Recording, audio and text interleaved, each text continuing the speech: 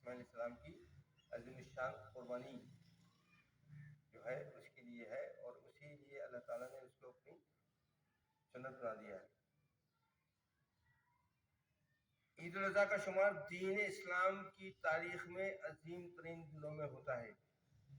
اس دن کا آغاز حضرت ابراہیم علیہ السلام کی جدوجہد سے ہوتا ہے۔ جیسا کہ سب جانتے ہیں کہ حضرت ابراہیم علیہ السلام کل کائنات، کل انسانیت کے امام ہیں۔ ان کی امامت انسانی کے تقاضوں اور اللہ کی رضا کی خاطر اپنی جان قربان کرنے کا سب سے پہلا اظہار اسی عظیم ترین دن میں ہوا ہے، جسے یوم نحر یعنی قربانی کا دن بھی کہا جاتا ہے۔ اس دن حضرت ابراہیم علیہ السلام اور آپ کے فرزند حضرت اسماعیل علیہ السلام نے اللہ کے حکم کی اطاعت کرتے ہوئے قربانی کی لازوال مثال رقم کی ہے۔ یعنی جو خواب آیا تھا حضرت ابراہیم علیہ السلام کو اور اسماعیل علیہ السلام کو، تو اسے سچا کرنے کے لیے آپ نے یہ نہیں سوچا کہ میں کس کی قربانی کر رہا ہوں، میں فرزند کی، یہی بتایا گیا تھا خواب میں، یا کچھ اور بتایا گیا تھا؟ تو انہوں نے اللہ کی رضا کے لیے اپنے فرزند کو بھی، جو کہ وہ تو بہت چھوٹے ہی تھے، اور ان کو بھی تیار کر دیا تھا۔ کہ یہ لازوال مثال ہے نا، کہ یہ ہے کوئی دنیا میں ایسا آدمی ملے گی ایسی مثال؟ بکری قربان کرنے کے لیے تیار نہیں ہوتا تو اپنے بچے کو ایسے قربان کرے گا؟ آج کا آدمی انسان تو وہی والی بات ہے۔ یہ دن مسلمانوں میں اس لیے مقرر کیا گیا ہے کہ اس میں حضرت ابراہیم علیہ السلام کے صدق قلب اور خلوص نیت کو سمجھا جائے۔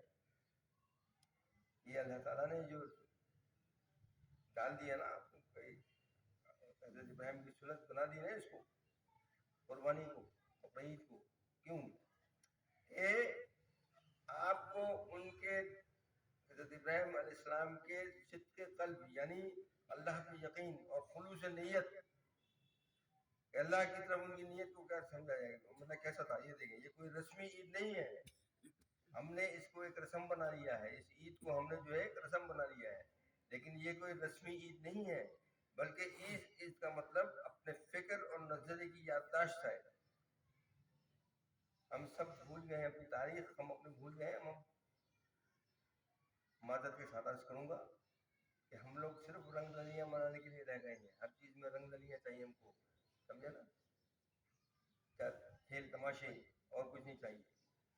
تو وہی ہے کہ ہم جو ہے اپنی جو ہے اس عید کی جو تاریخ ہے وہ ہم بھول چکے ہیں۔ ہمارے کسی بچے کو نہیں پتا کہ ہم کیوں مناتے ہیں، کیا ہے کہ کچھ نہیں ہے۔ بچہ کاش لے کے آؤ، اس کو گھماؤ پھراؤ، دوڑاؤ، ریس لگاؤ، رات کو 4 بجے تک دنیا کو بھی پریشان کرو اور خود بھی پریشان ہو، گائے کو بھی پریشان کرو۔ ہم نے اپنا حساب کتاب ایسا بنا لیا، سمجھا؟ وہی ہے کہ اس عید کا مطلب اپنے فکر اور نظریے کی یادداشت ہے۔ ہر سال جو نئے بچے ہوش کے دائرے میں قدم رکھتے ہیں، بلوغ اور شعور کی منزل کو پہنچتے ہیں، وہ اس دین متین کے بانی ابراہیم ملت کی عظیم شخصیت، ان کے عمل اور کردار کو دیکھیں، سمجھیں اور عمل کریں۔ جانور قربان کرنے کا عمل اور اس کے حوالے سے اس کی تاریخ سے آگاہی حاصل کریں۔ جو قوم اپنی قومی اور ملی تاریخ سے آگاہ نہیں ہوتی، وہ کبھی بھی اپنی شناخت قائم نہیں رکھ سکتی، اپنی عزت اور ترقی کی منازل طے نہیں کر سکتی۔ صرف وہی قومیں ترقی کرتی ہیں جو اپنے نظریے کا تاریخی تسلسل سمجھتی ہیں۔ صرف وہی قومیں ترقی کرتی ہیں جو اپنے نظریے کا تاریخی تسلسل سمجھتی ہوں، اپنی تاریخ سے واقف ہوں، اپنے بنیادی فکر و عمل کو عملی طور پر انسانیت کے سامنے رکھنے کی اہلیت اور صلاحیت رکھتی ہوں۔ محض قربانی محض یہ نہیں کہ اللہ کی راہ میں پیسہ خرچ کر دیا جائے، بلکہ حقیقت یہ ہے کہ عید الاضحیٰ کے روز تو دراصل اپنی حیوانیت اور بہیمیت یعنی شہوانی خواہشات، جو سرمایہ پرستی کے نفسانی تقاضے دل کے اندر ابھارتی ہے، پر جانور کو ذبح کرتے ہوئے چھری پہ نہ. اس وقت آپ قربانی کریں نا تو اپنی حیوانیت کو اتاریں, اس کو نہیں دیکھیں جانور کو میں نے ذبح کر دیا ہے. آپ میں کتنی اکڑ, کتنی غرور, کتنا تکبر اور کتنا آپ کے اندر جو جہالیت ہے نا اس کو ختم کرنا ہے. قربانی کرتے وقت یہ رکھنا ہے اس کو اللہ کو راضی کرنے کے لیے. یہ نہیں ہے کہ 2 کروڑ کا جانور لا کے میں نے قربان کر دیا تو ہو گیا, میری قربانی ہو گئی. سمجھے نا, یہ رکھنا ہے. نظریہ جو ہے وہ یہ ہے, اور یہی نظریہ ہمارے پاس نہیں ہے. اس وقت جو ہم چل رہے ہیں ان نظریوں پہ نہیں چل رہے ہیں. اب تو اس وقت ہم یہ چل رہے ہیں کہ تو کتنے کا لائے بھائی, 2 کروڑ کا, میں 5 کروڑ کا لے کے آؤں بھائی. یعنی آپ نے قربانی نہیں کرنی, بلکہ مقابلہ کرنا ہے. مقابلہ کہ کیسا مقابلہ ہو رہا ہے, تم کیا کر رہے ہو, میں کیا کر رہا ہوں, وہی. اور اس کے بارے میں وہی بتانا چاہ رہا ہوں میں آپ کو کہ ہمیں پتہ ہی نہیں ہے, ہمارے آج کے جو نوجوان نسل اس کو پتہ ہی نہیں کہ حضرت ابراہیم علیہ السلام نے کیا قربانی دی اور کیا کیا اور کیوں کیا, کس لیے کیا, کس لیے یہ سب کیا. اللہ کی رضا کے لیے کیا نا. دین و دین, اس کے بعد اسلام تو اس کے بعد ہے, پہلے تو دین ابراہیمی کہلاتا تھا. جب آپ صلی اللہ علیہ وسلم آئے اس کے بعد اسلام اس کا نام رکھا گیا, ہونا سے پہلے تو دین ابراہیمی تھا. پھر کس لیے, جنہوں نے اپنے سارے وہ کر دیا, آج ہم ان کو بھول گئے. دراصل ہونا تو یہ چاہیے کہ وہ انسان جو حیوان بن چکا ہو, یا میں نے ہو کا لفظ استعمال کیا, انہیں ہے, ویسے لفظ یہ آنا چاہیے تھا ہن ہے. وہ انسان جو حیوان بن چکا ہے وہ نہیں ہے, تو میں نے استعمال کیا یہاں پر, سمجھے نا. ورنہ دراصل ہونا یہ چاہیے کہ وہ انسان جو حیوان بن چکا ہو اسے اپنی حیوانیت خود ہی ذبح کرنی ہے, اسے اپنی حیوانیت خود ہی ذبح کرنی چاہیے. لیکن اللہ تعالی نے یہ کرم کیا کہ اس کی جگہ پر آپ کے مال سے خریدا ہوا وہ جانور جو دراصل انسانی حیوانیت کی شکل اور تمثیل ہے. الفاظ گاڑے ہیں, سمجھ میں آنا مشکل ہوں گے, لیکن میں مطلب بتا رہا ہوں آپ کو کہ یہ ہونا کیا چاہیے تھا. ہونا تو یہ چاہیے کہ ہم خود اپنے آپ کو اللہ کی راہ میں قربان کریں. اور اگر یہ نہیں ہوتا تو کیا ہوتا, کبھی غور کیا آپ نے؟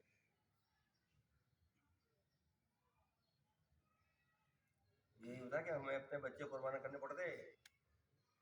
لڑکے ہی قربان ہوتے ہیں دھڑا دھڑ سب کو عید کے دن, اور آدمی پریشان ہوتا ہے کہ چلا اس چکر میں پھنس گئے ہوئے. تو اللہ تعالیٰ کی بڑی مہربانی ہے, اس کا کرم ہے کہ اس نے اس کی جگہ, اولاد کی جگہ دمبا اور بکرا لا کے رکھ دیا. یا نہیں, پھر کیا ہوتا اگر وہ نہیں لا کے رکھتا تو پھر تو انسان جو ہے وہ اپنے بچوں کو ہی قربان کرنا پڑتا نا بقرہ عید کے دن. ہاں, بچہ پہلے غائب ہوتا کہ آج میری ہم اس عید پہ میری باری ہے بھائی, بھاگ جا گھر سے, ہاتھ میں ہمیں بھی.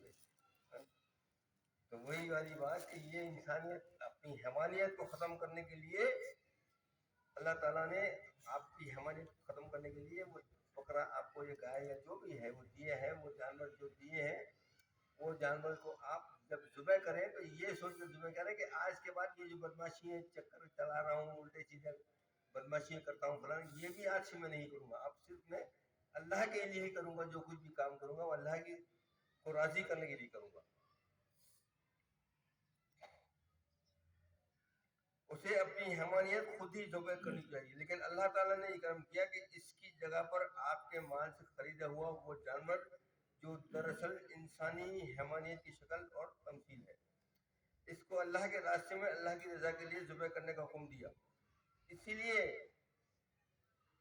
قربانی کا جانور بھی ایسا ہونا ضروری ہے. غور کریں ذرا, غور کریں, جو بات کر رہا ہوں ان کو بھی سنیے ذرا غور سے.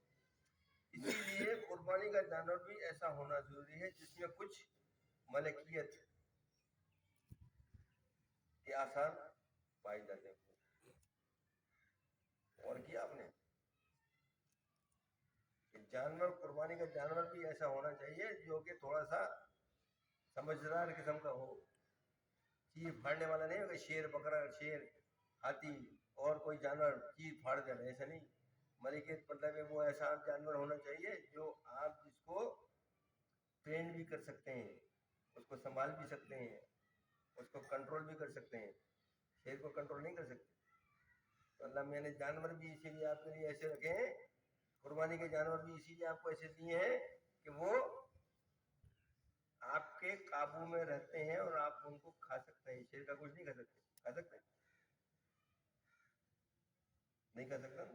چیتے کا گوشت کھا سکتے نہیں کھا سکتے. کسی اور دوسرے سے جانور جو کہ چیز پھاڑ کرنے والا آدمی جانور اس کا گوشت کھا سکتے ہیں، لیکن ان کا گوشت کھا سکتے ہیں. کیوں کھا سکتے ہیں؟ کہ وہ بھی انسان کو سمجھتے ہیں. 4 دن آپ اس کے پاس لے کے کھلائیں تو آپ کے پیچھے پیچھے بھاگتے رہیں گے. شیر کو تو 2 سال بھی سارے ٹرین کرو تو اس کے بعد بھی وہ اپنوں کو ہی کھا جانے والا ہے. تو یہ جانور بھی اللہ میں نے دیکھے کیسے سوچ سمجھ کے ہمارے لیے رکھے ہیں کہ ہم یہ جن کا گوشت ہم کھا سکتے ہیں. اللہ تعالیٰ ہمارے حلال کیے ہیں نا. اسی لیے اللہ کی رضا کے لیے ذبح کرنا کو. اسی لیے قربانی کا جانور بھی ایسا ہونا ضروری ہے جس میں کچھ ملکیت مالک ہونا کے آثار پائے جاتے ہیں. ایسے جانور کو ذبح کرنے کا نہیں کہا گیا جو خالص حاملت رکھتے ہیں. نر اور مادہ 8 جانور، 4 نسلیں. ان میں بھی صرف 4 نسلیں ہیں جن کو آپ کھا سکتے ہیں: بھیڑ، بکری، اونٹ اور گائے. اس کے علاوہ جو دوسرے جانور ہیں وہ آپ کے لیے نہیں ہیں. اللہ تعالیٰ نے انہیں حلال قرار دیا ہے. یہ سب دراصل وہ جانور ہیں جن میں ملکیت کا کچھ نہ کچھ حصہ موجود ہے.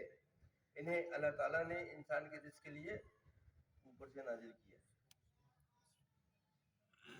وہاں سے ہے نا تبھی آپ حلال ہے. اگر یہاں سے کرو گے تو حلال نہیں ہوگا. یہ بتا دوں میں آپ کو. کراس بریڈ بنا کے اگر آپ نے کر دیا نا کام تو حلال نہیں ہوگا. یہ سب سمجھ لینا. قربانی کا گوشت بہت بابرکت ہے. اس کو سنبھال کر احتیاط کے ساتھ بڑی عظمت کے ساتھ کھانا چاہیے. اس لیے کہ اس جانور نے اللہ کے لیے جان دی ہے. اللہ کے لیے جان دی نا. اپنی جان قربان کی نا اس جانور نے. آپ لے کے آئے وہ اپنی جگہ ٹھیک ہے، لیکن قربان تو اپنے اللہ نے کے لیے وہی قربان ہوا نا. آپ تو قربان نہیں ہوئے. تو اس کا گوشت بابرکت ہے بہت. اور ہم کا اورنگی ٹاؤن میں بیچتے ہیں اس کو ہے نا قربانی کے گوشت. یہ تو ہماری حالت ہے. تو پھر ہم بولتے ہیں اللہ تعالیٰ ہماری باتیں ہماری سنتا نہیں ہے، ہمیں تکلیف میں ڈال دیا ہے، ہمیں پریشان کر دیا ہے. تو اللہ تعالیٰ پریشان تو کرے گا نا جب اللہ تعالیٰ کے حکم کو آپ نہیں مانو گے. اس لیے کہ قربانی کا گوشت بیٹھنا حرام ہے. حرام ہے. یہ وہ نہیں ہے خدا نہ خواستہ کہ آپ کو کرنی نہیں. حرام. قربانی کا گوشت سوال ہی پیدا نہیں تو بیچنے کا. آپ کسی کو دے دیں، آپ بانٹ دیں، وہ ایک الگ چیز ہے، لیکن آپ بیچ نہیں سکتے. آپ نے دیکھا ہوگا خالہ بیچتے ہیں نہیں، ورنہ آپ چاہیں تو اس کو دے سکتے ہیں نا. کسائی کو دے سکتے ہیں قربانی کے بعد کھاد. لیکن نہیں دیتے. کیوں نہیں دیتے؟ کیونکہ وہ حرام. یہ سب چیزیں ذہن میں ہیں، رکھنی ہے. ہم نے ان سب چیزوں کو بس پشت ڈال دیا ہے. بس جو سمجھ میں آ رہا ہے کر رہے ہیں. پیسہ چاہیے کسی بھی طریقے سے، حرام ہو حلال ہو، زکوٰۃ ہو خیرات ہو. یہ دیکھتے ہی نہیں ہے کہ یہ ہمارے لیے ہے یا نہیں ہے. یہ سوچتے ہی نہیں ہے کہ یہ ہمارے لیے حرام ہے یا حلال ہے. بس سے اترے کہ کھیلانی کے دفتر کے اوپر بیٹھ جانے کھانا کھانے کے لیے. بھائی جے ڈی سی میں کھانا کھانا بیٹھ جانا. کیا ہے مرغے مسلم ہے، شتر مرغ پکائے چلو کھا لو. یہ ہماری حالت ہو گئی ہے.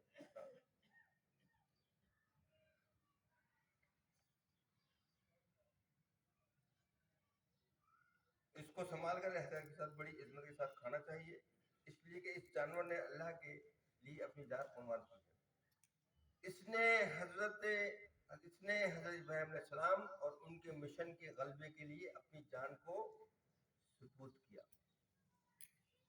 تو جانور کی ویلیو دیکھیں اللہ میں نے کیسی بنائی ہے. دیکھیں یہ جو جان میں آپ قربان کرنے والے ہیں، کیا نام ہے، عید الاضحیٰ کو بدھ کے دن، جمعرات کے دن، جمعہ کے دن کریں گے. جو جانور اس کی ویلیو کیا بتائی ہے اللہ میں نے. دیکھیں سوچیں سنیں کہ اللہ میں نے آج تک کسی نے یہ ویلیو بتائی نہیں کہ کیا بتائی اس کی ویلیو.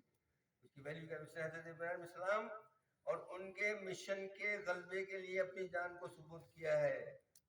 اس لیے قربانی کا گوشت انتہائی بابرکت، بہت ہی عظمت والا اور بہت ہی اہمیت والا ہے.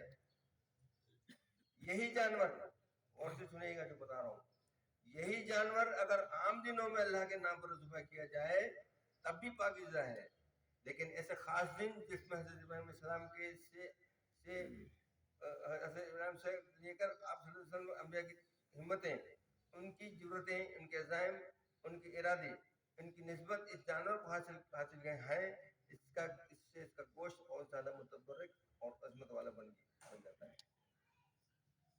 ایسے میں بات عام دنوں میں اگر ہم قربانی کرتے ہیں، کسائیوں سے ہم گوشت لے کے آتے ہیں، وہ بے شک وہ بھی برکت والا ہے، لیکن اس جانور کا گوشت تمام شامل ہے. حضرت ابراہیم علیہ السلام سے لے کر آپ صلی اللہ علیہ وسلم تک تمام انبیاء اس میں شامل ہیں، اور اس کی خاطر وہ اپنی جان دے رہا ہے، تو اس کے گوشت میں کیسی برکت ہوگی. اسے آپ نے دیکھا ہوگا، آپ نے محسوس بھی کیا ہوگا کہ قربانی کے گوشت کی لذت ہی کچھ اور ہوتی ہے.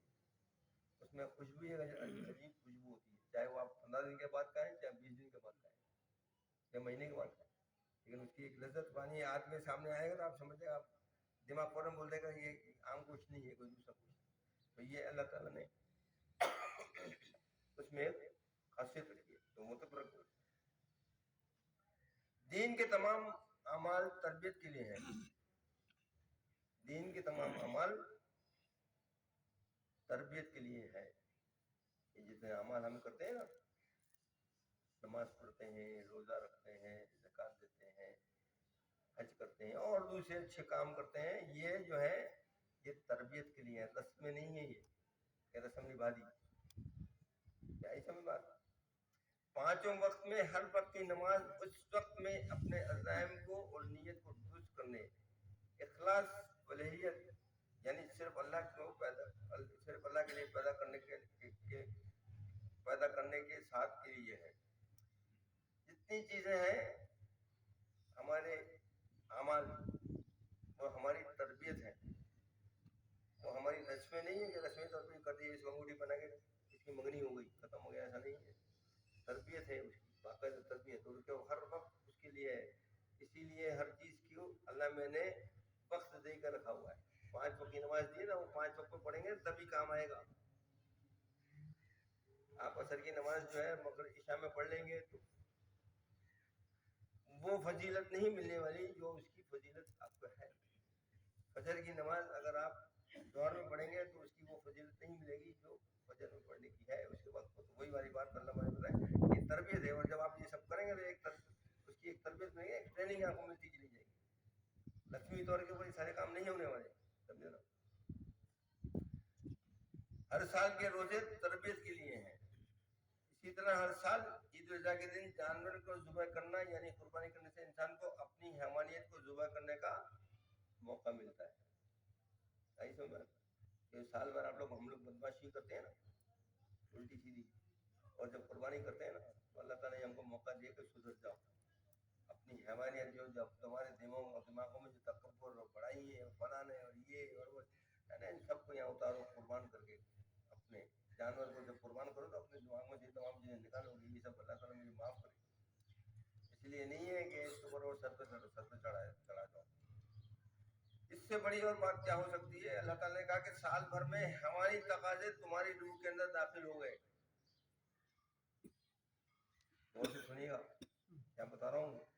اللہ تعالیٰ نے کہا کہ سال بھر میں جو حیوانی تقاضے تمہاری روح کے اندر داخل ہو گئے، تمہارے قلب، عقل اور نفس کے اندر پیوست ہو گئے. آج عید الاضحیٰ کے موقع پر جانور قربان کر کے انہیں دور کرنا ہے. سال بھر میں یہی ہوتا ہے. یہ کچھ اور نئے کام کرتے ہیں، وہ لوگ کرتے ہیں لیکن بڑی مشکل سے کرتے ہیں. اینڈ ٹائم پہ 3:30 بجے جو ہے، 3:45 بجے اثر کی دانوں سے سب جمعہ کی نماز پڑھ رہے ہوتے ہیں.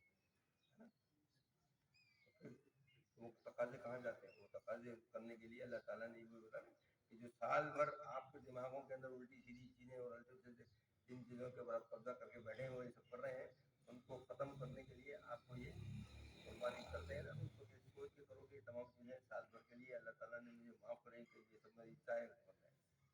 اسی لیے آپ نے فرمایا کہ جب مسلمان عید کے دن جانور ذبح کرتا ہے اور اس کا خون زمین پر بہتا ہے تو اللہ تعالیٰ اس کی قربانی کو فوراً قبول کر لیتا ہے، اس نیت سے جس نیت سے کیا ہے.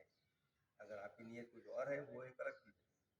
लेकिन अगर आपकी नीयत ये है कि अल्लाह ताला मेरे ये तमाम गुनाह माफ़ कर दे और ये तमाम चीज़ें जो है ख़त्म हो जाएंगी, इसीलिए अल्लाह ताला जिस वक्त आप जानवर ज़िबा करते हैं तो उसका खून ज़मीन पर गिरने से पहले अल्लाह ताला आपकी कुर्बानी को कबूल फरमा लेता है।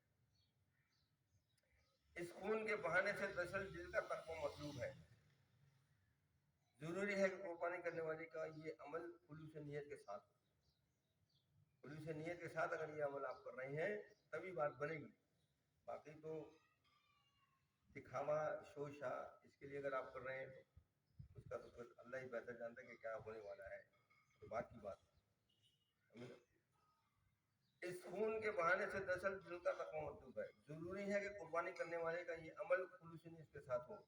इसीलिए अल्लाह ताला सूरह हज की आयत नंबर 37 में फरमाता है, लन यनालिल्लाहु लहूमुहा वला दिमाउहा वलाकिन यनालुहु तक़वा मिनकुम कज़ालिका सख्खरहा लकुम लितुकब्बिरुल्लाह अला मा हदाकुम व बश्शिरिल मुहसिनीन।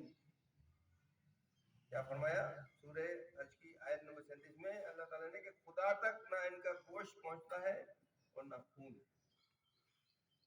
बल्कि इस तक तुम्हारी परहेजगारी पहुंचती है। यानी तुम कितने मुखलिस हो, कितने मुखलिसाना जज्बे के साथ तुमने कुर्बानी की है, तुमने अपनी हैवानियत और बहमियत पर कितनी ताकत और कुव्वत से छुरी फिरी। तो अल्लाह ताला नहीं पहुंचता, गोश्त पहुंचता है नहीं पहुंचता, खून भी नहीं पहुंचता, तो सब हम ही अटक पड़ जाते हैं। जितना भी शाम को हुई आ जाना, आज बिहारी बोली का प्रोग्राम है, यही बना देना अपनी। हाँ नूरुद्दीन भाई, हाँ तो वही है कि वही चीज़ है कि वो नहीं पहुंचता। लेकिन अल्लाह ताला आपके जज्बे को देखता है, आपके खुलूस को देखता है ना। और हम उसको नहीं देखते। हम ये देखते हैं कि लोग कितनी तारीफ करने के बदर बाबा कितना बड़ा जानवर ले है, कितना किया, ये दो यूं है, ये कितने का महंगा जानवर है, ये वो नहीं देखा कि अंदर बदर बाबा के अंदर क्या था, वो ऊपर से सब देख रही, अंदर कुछ भी नहीं था। तो वही वाली बात है कि तुम अपनी हैवानियत और हिम्मत कितनी ताकत को से छू गई। जब तुमने खून बहा दिया, नीयत का इखलास जाहिर हो गया और जानवर ने भी अपने आप को ज़ुबह होने के लिए पेश कर दिया और वो ज़ुबह हो गया। अब दोनों इखलास के नतीजे में इस जानवर के गोश्त में वो बरकत आ गई कि जिनका मुकाबला किसी दूसरे जानवर का गोश्त नहीं कर सकता। आई समझ बात क्या? जानवर की नीयत थी ना, वो तो आपने ला खड़ी कर दी है। आपकी नीयत भी तो थी। जब आपकी नीयत उसके अंदर आई और इखलास शामिल हो गया तो फिर आप खुद सोचें कि अल्लाह ताला ने उस गोश्त में कैसी बरकत डाल दी होगी, कुर्बानी के गोश्त में कैसी बरकत डाली होगी। आपके जो कुर्बानी आप लोग करेंगे ना, आपको खाने का ज़्यादा मजा आएगा। तो जब खाने बैठेंगे तो ये अल्फाज मैंने आपको समझ में आएंगे ना, तो आपको और ज़्यादा मजा आएगा कि यार वाकई आज पहली दफ़ा सुना हमने कि ये कुर्बानी के गोश्त में इतनी बरकत होती है। क्या कहा? अब दोनों इखलास के नतीजे में इस जानवर के गोश्त में वो बरकत आ गई कि जिनका मुकाबला किसी दूसरे जानवर का गोश्त नहीं कर सकता। इसीलिए हुक्म दिया गया है कि गोश्त तुम इंसानों में तकसीम करो। सोचें और करें। क्या कहा? जब ये दोनों चीज़ें मिल जाती हैं, जानवर का भी इखलास था, हमारा भी इखलास था, और आपने कुर्बानी की, अल्लाह ताला ने उसमें बरकत डाल दी, तो अल्लाह ताला ने क्या हुक्म दिया? अकेले नहीं खाना है, डीप फ्रीजर खरीद दिए, भर दिए, वो नहीं होना है। सबकी खिदमत को दो, सबको पूरे जितने रिश्तेदार, अजीज, यार, दोस्त, रिश्तेदार कोई भी मिलने वाला है, वो गैर मजहब है, उसको भी दो। क्या कहा? इसीलिए हुक्म दिया गया कि ये गोश्त तुम इंसानों में तकसीम करो, रिश्तेदारों, यतीमों, मुसाफिरों, गरीबों और मिस्कीनों वगैरह सबको खिलाओ। कुर्बानी करने वाला खुद भी खा सकता है। बहुत सी चीज़ें हम लोगों ने खामखी अटकाई हुई ना कि यूँ करेगा तो यूँ नहीं होगा, आपके लिए नहीं खा सकते। जैसे बहुत से लोग अकीके का गोश्त नहीं खाते, ऐसा कुछ भी नहीं है, आप खा सकते हैं। तो वही कुर्बानी करने वाला खुद भी खा सकता है, यानी इसके लिए भी जायज़ है, बाबरकत भी है। कहने का मकसद ये है कि बरकत खुद भी खाओ और दूसरों को भी खिलाओ। ورنہ جو خالص صدقہ ہے یا جو کوئی نظر کا جانور ذبح کیا جاتا ہے اس میں کوئی مالدار یا ذبح کرنے والا خود نہیں کھا سکتا. جیسا صدقے کا بکرا ہوتا ہے آپ کھا سکتے ہیں؟ نہیں کھا سکتے. لیکن یہاں ہر چیز کھانے کی اجازت دی گئی ہے اللہ نے. وہی کہا کہ یہ خود بھی کھاؤ اور دوسروں کو بھی کھلاؤ, یعنی ان کو بھی برکتیں حاصل دو اور آپ خود بھی کھاؤ. یا کوئی نظر کا جانور ذبح کیا جاتا ہے اس میں کوئی مالدار یا ذبح کرنے والا خود نہیں کھا سکتا, وہ صرف اور صرف غریبوں یتیموں کو ہی دینا پڑتا ہے. لیکن قربانی کے گوشت میں کوئی فرق نہیں ہے کہ مالدار ہے, غریب ہے, یتیم ہے, مسکین ہے یا خود ہے, تمام اس بابرکت گوشت کو کھائیں اور انسانیت کے لیے خرچ کریں. اس کی کھال کو خود بھی استعمال کر سکتا ہے, کسی کو استعمال کے لیے دے سکتا ہے وغیرہ وغیرہ. یہ احکام اور ہدایت دراصل نیت کو خالص کرنے کے لیے ہے. قربانی کا عمل غلبہ دین کے اعلیٰ ترین مقصد کے لیے ٹریننگ ہے.